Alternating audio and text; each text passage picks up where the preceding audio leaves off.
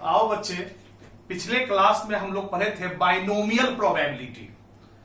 Binomial probability के लिए हम लोग को बस एक ही फॉर्मूला था, उसी पर सारा काम किए हैं, वही एनसीआर पी के पावर आर। इसी फॉर्मूला पर सारा काम हुआ है, एनसीआर पी के पावर आर इंटू क्यू के पावर एन माइनस आर। तुम लोग पढ़ चुका है। जहां एन था टोटल ट्रायल्स, आर हमको जितना सक्सेस चाहिए, और पी था फर्स्ट ट्रायल में सक्सेस का प्रोबेबिलिटी जो मुझे चाहिए, सफलता का प्रोबेबिलिटी, और क्यू दो था वो फर्स्ट ट्रायल में फेलियर का प्रोबेबिलिटी। और इसी फार्मूला पर हम लोग सारा काम किए हैं। तुम लोग तो पढ़ चुके हो इस बात को। आज हम लोग पढ़ने जा रहे हैं binomial distribution. Binomial distribution, binomial distribution क्या है? तो रैंडम वेरिएबल और उसका प्रोबेबिलिटी, इस दोनों का जो आंकड़ा रहे उसी को बोलते हैं बाइनोमियल डिस्ट्रीब्यूशन।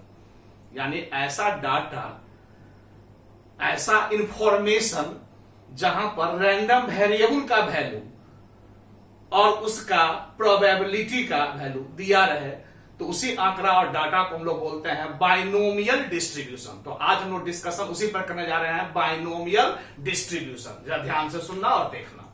आओ भाई, बाइनोमियल डिस्ट्रीब्यूशन क्या है वही हम बताने जा रहे हैं।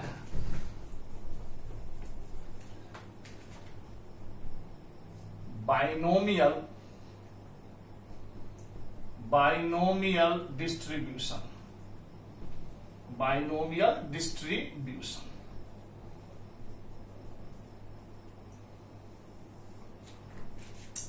पहले मान लेते हैं let total number of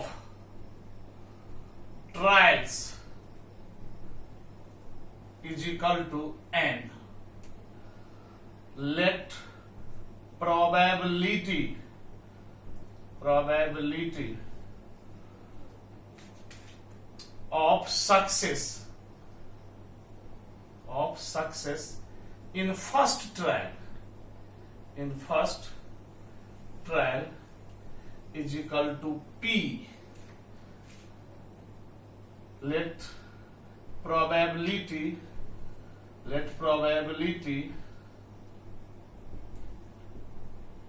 of failure in first trial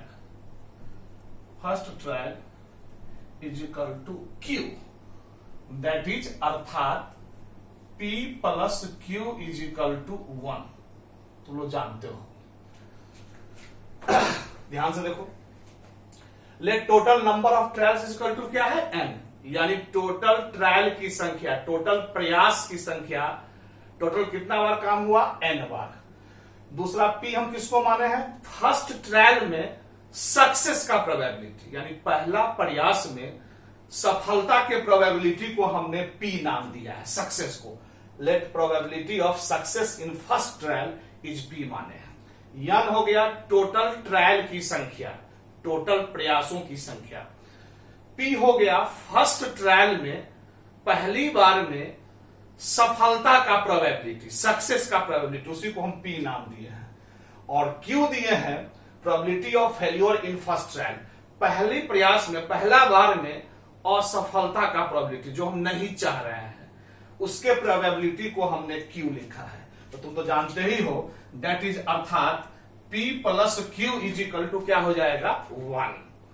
क्योंकि ये हो गया सक्सेस का फर्स्ट ट्रायल में, ये हो गया फेलियर का प्रोबेबिलिटी। तो दोनों को हाथ जोड़ ना बराबर 1 नहीं होगा, तो वही हमने लिख दिया p plus Q equal to 1। यानी मेरा ये कहना है कि अगर p हमें पता रहेगा तो q खट से 1 माइनस p करके निकाल लेंगे, या q पता रहेगा तो 1 माइनस p करके निकाल लेंगे। p और q को रिलेटेड है, यानी दूसरे बीच में रिलेशन है कि दोनों का योग इज इक्वल टू 1। तो n, p और q क्या है तुम लोग समझ गए? n हो गया टोटल ट्रायल्स, यानी कितना बार काम हो रहा है, प्रयासों की संख्या, टोटल प्रयासों की संख्या। p हो गया पहला बार में सक्सेस का प्रोबेबिलिटी, सफलता के प्रोबेबिलिटी को हमने p लिखा है। और q क्या हो गया? पहला बार में फेलियर का प्रोबेबिलिटी, असफलता के प्रोबेबिलिटी को हमने q लिखा है। तो बाइनोमियल डिस्ट्रीब्यूशन किसे कहते हैं? Then binomial distribution is then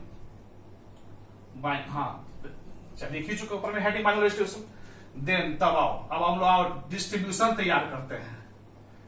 distribution देखो क्या हो जाएगा,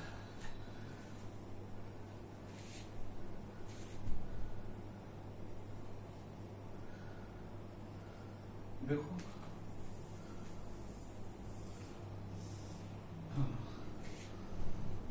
देन तब अब डिस्ट्रीब्यूशन तैयार करते हैं। ये आंकड़ा है, इस आंकड़ा में रैंडम वेरिएबल को हम लोग कैपिटल एक्स से इंडिकेट करते हैं, पढ़ चुके हैं प्रोबेबिलिटी डिस्ट्रीब्यूशन में रैंडम वेरिएबल। और ये हो गया probability of random variable, probability of random variable P x से, कैपिटल एक्स से, इसको पी एक्स से, प्रोबेबिलिटी ऑफ रैंडम वेरिएबल। अब देखो ये आंकड़ा है। अब प्रश्न उठता है कि रैंडम वेरिएबल क्या होगा, तो सुन लो ध्यान से। अब बाइनोमियल डिस्ट्रीब्यूशन में रैंडम वेरिएबल हमेशा जो हम कह रहे हैं वो होगा। ध्यान सुनो हम क्या कह रहे हैं, जितना ट्रायल्स होगा 0 से लेकर वहां तक वही हमारा रैंडम वेरिएबल होगा। क्योंकि देखो बाइनोमियल डिस्ट्रीब्यूशन में रैंडम वेरिएबल बोलते हैं नंबर ऑफ सक्सेस, सफलता की संख्या को ही रैंडम वेरिएबल कहा जाता है। सफलता की संख्या, नंबर ऑफ सक्सेस, उसी को हम लोग बोलते हैं रैंडम वेरिएबल। एकदम क्लियर सुन लो ध्यान से। किसी भी हिसाब में रैंडम वेरिएबल अगर लिखना हो तो सफलता की संख्या, सक्सेस की संख्या। तो ये बताओ अगर कोई आदमी 3 बार काम करेगा, टोटल ट्रायल्स अगर 3 रहेगा 3, तो सफलता क्या हो सकता है, या तो एक बार भी नहीं होगा तो हो गया 0, या एक बार सफलता मिलेगा तो 1, या 2 बार सफलता मिलेगा तो 2, या 3 बार सफलता मिलेगा तो 3। 4 बार नहीं ना होगा, क्योंकि 3 बार ही ट्रायल होता है, तो अधिक से अधिक सफलता कितना होगा 3, और कम से कम क्या हो जाएगा 0। तो 0, 1, 2, 3 यही हमारा रैंडम वेरिएबल हो जाएगा जब नंबर ऑफ ट्रायल्स हमारा 3 रहेगा। क्लियर है? यानी सफलता की संख्या को ही हम लोग रैंडम वेरिएबल बोलते हैं बाइनोमियल डिस्ट्रीब्यूशन में। तो सफलता की संख्या कितना होगा, तो जितना ट्रायल रहेगा 0 से लेकर वहां तक वही सफलता हो सकता है। क्योंकि यहां ट्रायल 3 था तो 0, 1, 2, 3।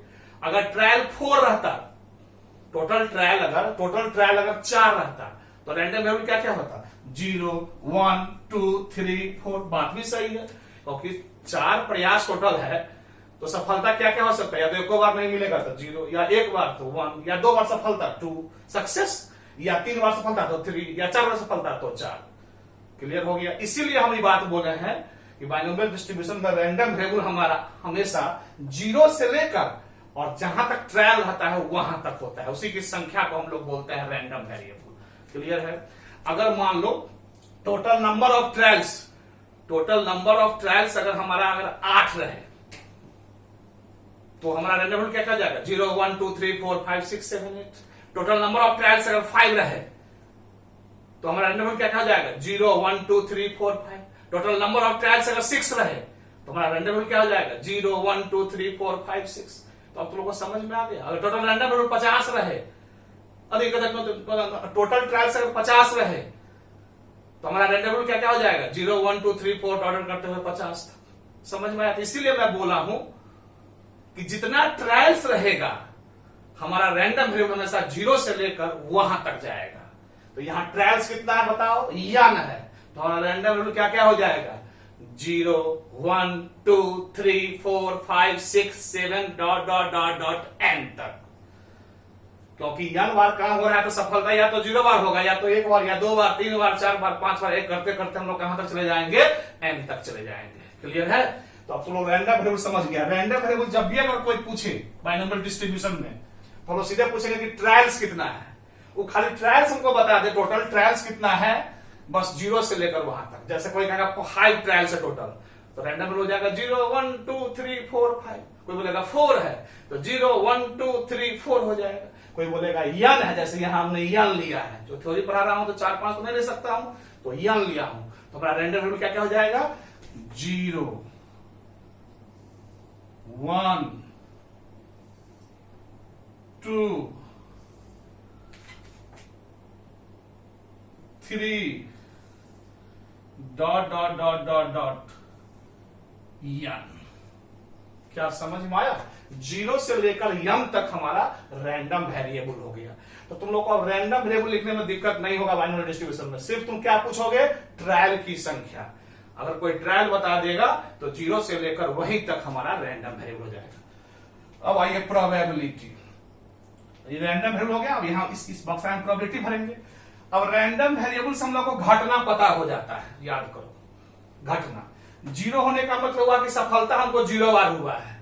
तो प्रोबेबिलिटी हम लोग पढ़िए चुके हैं, याद करो बाइनोमियल प्रोबेबिलिटी पढ़े थे कि टोटल ट्रायल कितना हमारा है n, तो n c और जितना बार सफलता, कितना सफलता हो रहा है 0 बार, तो 0। और पहला प्रयास में सक्सेस का प्रोबेबिलिटी हमारा क्या है, p है, तो p के पावर 0 इंटू q के पावर, पहला प्रयास में असफलता का प्रोबेबिलिटी क्या है, q है, तो ऊपर का घटाव नीचे का, जो हम लोग पढ़ते थे क्लास में। तो प्रोबेबिलिटी निकालने का फॉर्मूला तुम पढ़े ही हो पिछले क्लास में, हम लोग प्रॉब्लम भी बना चुके हैं। तो बस सबका प्रोबेबिलिटी खाली डाल देना है। यदि यह संख्या बता रहा है सक्सेस की संख्या, n बार काम हो रहा है, तो सक्सेस की संख्या ये मतलब 0 है, तो उसका प्रोबेबिलिटी निकालो। तुम फॉर्मूला नहीं पढ़े हो, बस वही फॉर्मूला से प्रोबेबिलिटी निकल जाएगा। वही प्रोबेबिलिटी इसमें क्या करना है, डाल देना है। तो आइए वही हम डालने जा रहे हैं। 0 मतलब हुआ कि सफलता 0 बार आया, तो टोटल ट्रायल कितना है n, तो यहाँ प्रोबेबिलिटी हो जाएगा nc0 p के पावर 0। पहला प्रयास में सक्सेस के प्रोबेबिलिटी को हमने p माना है और फेलियर को q, और q के पावर n-0, तो n हो गया। यही हो गया प्रोबेबिलिटी। फिर 1 होने का मतलब हुआ एक बार सफलता मिला, तो प्रोबेबिलिटी क्या हो जाएगा, nc1 p के पावर 1 इंटू q के पावर n-1। समझ में आ रहा है, nc1 p के पावर 1 इंटू q के पावर n-1। 2 होने का मतलब हो गया कि सफलता 2 बार आया, तो nc2 p के पावर 2 इंटू q के पावर n-2। 3 होने का मतलब सफलता 3 बार आया, तो टोटल ट्रायल हमारा n है, तो प्रोबेबिलिटी हो जाएगा क्या चीज, nc3 p के पावर 3 इंटू q के power n-3 dot dot dot. इस प्रकार से n होने का मतलब हुआ कि n बार सफलता मिला, n में से n बार तो हो जाएगा nc p के पावर n इंटू q के पावर 0, n में से n गया तो 0, nc1 p के पावर n इंटू q के पावर 0 1 हो जाता है। इसलिए नहीं भी लिखते तो चलता, लेकिन तो वो समझने के लिए लिख दिया है। क्लियर है, तो यह रैंडम वेरिएबल हो गया और यह ऐसा क्या हो गया, प्रोबेबिलिटी हो गया। तो इसी डाटा को बोलते हैं बाइनोमियल डिस्ट्रीब्यूशन। यही हमारा बाइनोमियल डिस्ट्रीब्यूशन तैयार हो गया। तो बताओ सिंपल है कि नहीं है। तो बाइनोमियल डिस्ट्रीब्यूशन कहीं कोई दिक्कत नहीं है। बाइनोमियल डिस्ट्रीब्यूशन इसी आंकड़ा को कहते हैं। बाइनोमियल डिस्ट्रीब्यूशन का मतलब हो गया रैंडम वेरिएबल, तो तुम लोग क्लियर ही है। ट्रायल पूछेंगे कितना बार काम हो रहा है, हमको सिर्फ दो चीज चाहिए, n चाहिए और p चाहिए। n हो गया टोटल ट्रायल, कितना बार ट्रायल हो रहा है, तो 0 से लेकर वहां तक हमारा हो जाएगा रैंडम वेरिएबल। और उसका प्रोबेबिलिटी के लिए फॉर्मूला हम लोग पढ़े हुए हैं, एनसीआर p के पावर q के पावर n-r, वो फॉर्मूला डाल देंगे। p इसलिए बोला n p चाहिए, तो p जब पता हो जाएगा तो q तो पता कर ही लेंगे, q का मान हो जाएगा 1 - p। इसलिए p और q में से एओ कोई पता हो जाएगा तो काम चल जाएगा। इसलिए हम बोले कि n और p हमको खाली पता रहे तो सारा डिस्ट्रीब्यूशन हम लोग तैयार कर देंगे। क्लियर है, तो यही हो गया हमारा बाइनोमियल डिस्ट्रीब्यूशन। अब जरा इस डिस्ट्रीब्यूशन के बारे में इंपॉर्टेंट बात सब हम लोग कर ले। क्लियर है, आओ सबसे पहले जरा इस बाइनोमियल डिस्ट्रीब्यूशन के बारे में इंपॉर्टेंट बात करने जा रहे हैं। तुम लोग को बताए थे कि कोई भी डिस्ट्रीब्यूशन सही तभी कहा जाता है जब इन सारे को जोड़े तो वह 1 हो जाए। इस सब का योग क्या होना चाहिए, 1 होना चाहिए। इस सब को जोड़ेंगे तो क्या होना चाहिए, 1 होना चाहिए। क्लियर है, जैसे देखो जोड़ रहा हूं, वैसे इस सारे प्रोबेबिलिटी को जोड़ेंगे तो उसका जोड़ अगर 1 होगा तो डिस्ट्रीब्यूशन सही कहा जाएगा, अगर 1 से कम या ज्यादा हो जाएगा तो डिस्ट्रीब्यूशन गलत हो जाएगा। यहां भी 1 हो जाएगा, जैसे देखो nc0 p के पावर 0 इंटू q के power n plus nc1 p के पावर 1 इंटू q के power n-1 plus nc2 p के पावर 2 इंटू q के पावर n-2 प्लस इस प्रकार से nc3 लिखे, हो गया। इसको छोड़ भी सकते हैं, डॉट डॉट कर देते हैं। अब प्लस ncn p के पावर n इंटू q के पावर 0। तो ये बताओ, इस सबको जोड़ेंगे तो इतना इजिकल टू इस सब का जोग देखो तो Q plus P, Q plus P के पावर n हो गया। बाइनोमियल थ्योरम ये बन गया होगा, देखो ना 11th में तुमको पढ़ा था बाइनोमियल थ्योरम।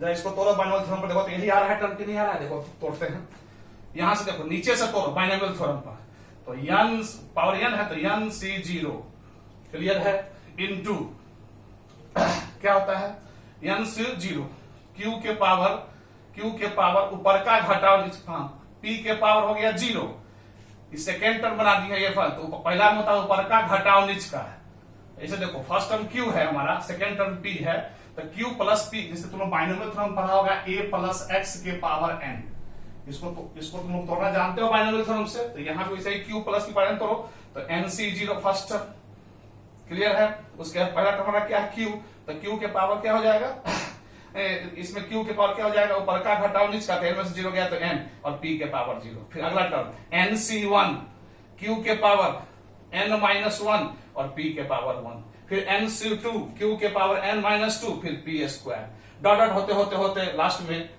NCN ऊपर नीचे बराबर Q के, हाँ NCN Q के पावर ऊपर घटाओ नीचे का चल गया तो 0 और P के पावर n, यह बाइनोमियल थ्योरम बन गया, इसलिए इस बात को यह लिख दिया है, क्योंकि इसको बाइनोमियल थ्योरम पर तुम तोड़ोगे तो यही लाइन आएगा। यहां से देखो इसको Q प्लस P के पावर n को तुम बाइनोमियल थ्योरम पर ब्रेक करो तो यही लाइन तुमको प्राप्त हो जाएगा, क्लियर है।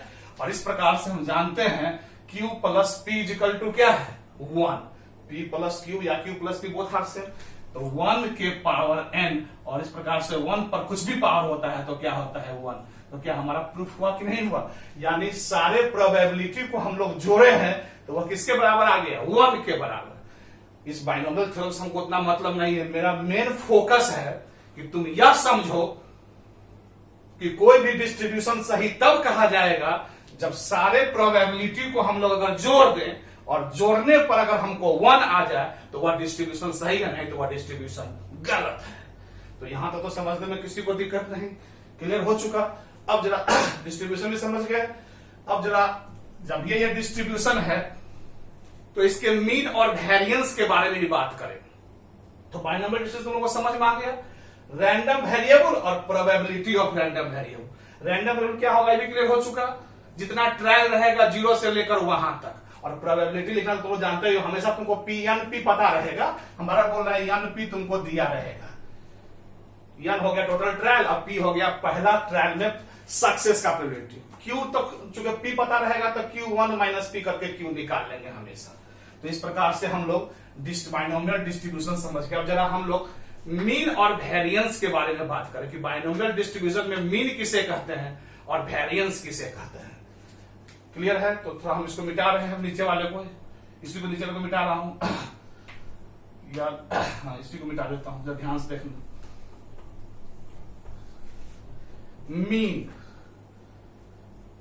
मीन अगर कोई कहे निकालने के लिए, मीन को हम लोग म्यू से इंडिकेट करते हैं, म्यू से, mean of binomial distribution, binomial distribution का मीन निकालिए, तो मीन बाइनोमियल डिस्ट्रीब्यूशन का मीन होता है n इंटू P, यानी इससे हमको कोई मतलब नहीं है।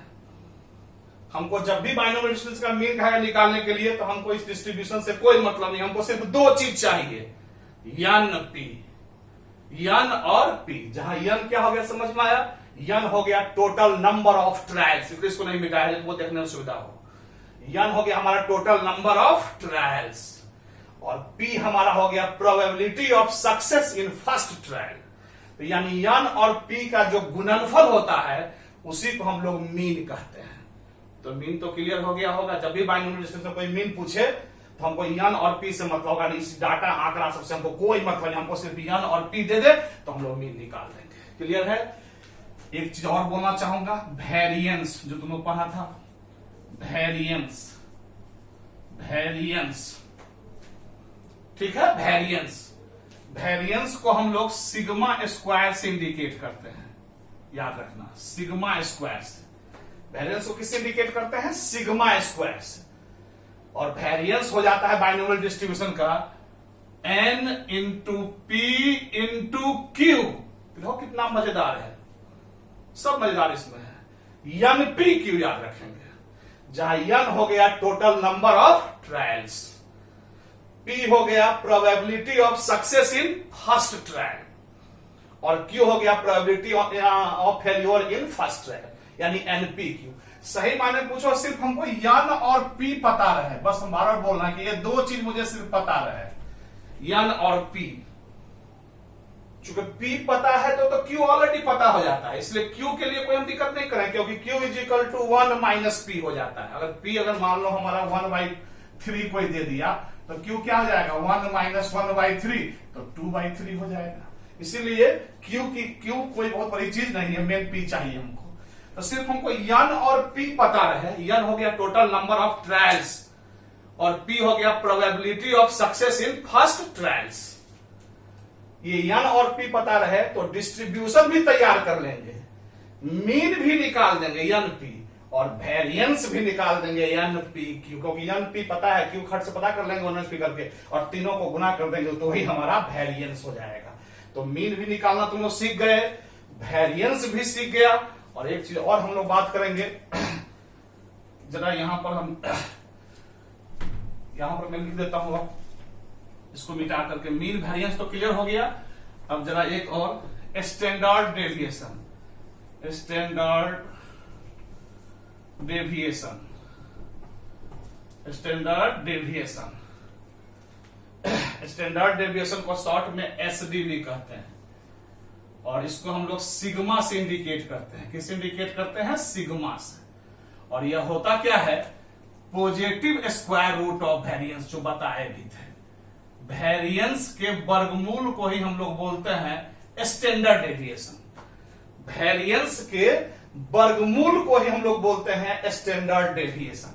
इसलिए कोई अगर स्टैंडर्ड डेविएशन पूछे तो पहले हम लोग वेरिएंस निकाल लेंगे, और वेरिएंस जो निकलेगा उसको वर्गमूल कर देंगे। अब वर्गमूल का धनात्मक, जैसे मान लो कि 16 अगर हम लोग का वेरिएंस है तो √16 क्या होता है, +-4 होता है 16 का वर्गमूल। तो यहाँ माइनस नहीं, सिर्फ प्लस साइन, यानी सिर्फ न्यूमेरिकल भरना, इसलिए यहाँ पर हम प्लस साइन डाल दिए हैं, जो तुम लोगों को पहले भी बताए थे। तो इस प्रकार से तुम लोगों को क्लियर हो चुका होगा। तो बाइनोमियल डिस्ट्रीब्यूशन क्या है वो भी तुम लोग समझ गए। डिस्ट्रीब्यूशन कब सही कहा जाएगा, तो जब सारे प्रोबेबिलिटी वाला जो बक्सा है, इस सारे बक्सा का योग, सारे प्रोबेबिलिटी का योग 1 अगर हो जाएगा तो वह डिस्ट्रीब्यूशन सही कहा जाएगा, नहीं तो गलत होगा। उसके बाद बाइनोमियल डिस्ट्रीब्यूशन का मीन क्या होता है, तो मीन भी समझ गए कि एन और पी यही होता है मीन। क्लियर है? अगर हाँ तो एन पी या बाइनोमियल डिस्ट्रीब्यूशन का वेरिएंस क्या होता है तो भी समझ गए, N P Q, N P Q. और स्टैंडर्ड डेविएशन तो जानते ही है, positive square root of variance, variance के धनात्मक वर्गमूल को ही एसडी कहा जाता है। तो यानी ये सारा चीज में किसका जरूरी है, एन और पी का याद रखना। एन पी हमको पता रहेगा तो सारा काम हम लोग करते रहेंगे। एन, और जहां एन क्या है, टोटल नंबर ऑफ ट्रायल्स, और पी है probability of success in first trial. तो चलो यहां तक तो समझने में किसी को दिक्कत नहीं। तो अब हम लोग अगले क्लास में इसी थ्योरी पर तुमको अप्रोच दूंगा प्रॉब्लम बनाने का। क्लियर है? और जब प्रॉब्लम बनाने का अप्रोच दे देंगे तब एक भी प्रॉब्लम में दिक्कत नहीं रहेगी। इसलिए इस थ्योरी को बढ़िया से देखना, बढ़िया से समझना, और बढ़िया से देख करके अप्रोच का भी हर एक एक बात को बारीकी से देखना, और तब प्रॉब्लम बनाना। देखना कहीं भी एक भी दिक्कत नहीं रहेगा। तो हमारी बात तो समझ में आ गई होगी। तो अगला क्लास हम लोग अप्रोच कर लेंगे इसी बाइनोमियल डिस्ट्रीब्यूशन पर। क्लियर है? तो चलो सभी बच्चे को बहुत बहुत प्यार, और thank you for your patience.